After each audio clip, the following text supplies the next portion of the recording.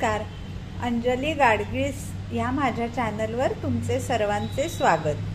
नाश्त्याला काय ह्या माझ्या सिरीजमधला दुसरा पदार्थ आहे कणकेची धिरडी किंवा पॅनकेक.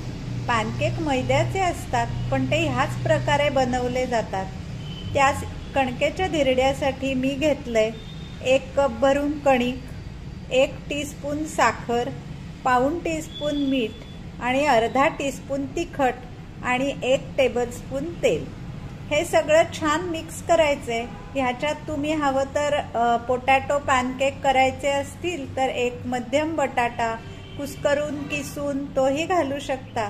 त्यानी चव अतिशय छान येते. तर हे सगळं मिक्स करूया. मगाशी दाखवलेलं सगळं साहित्य मिक्स करून साधारण ह्या कन्सिस्टन्सीचं करायचंय.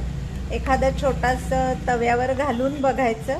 आपल्या कणकेप्रमाणे थोडं कमी जास्त पातळ करू शकता.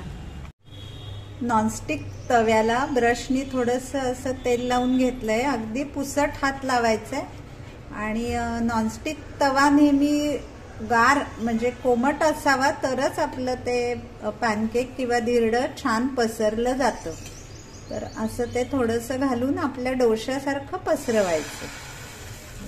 ते सुंदर खुटखुटीत होतं, छान पसरतं आणि छान पातळ होतं. आणि बाजूनी थोडंसं तेल सोडायचंय. हवं तर तूपही सोडू शकता तुम्ही.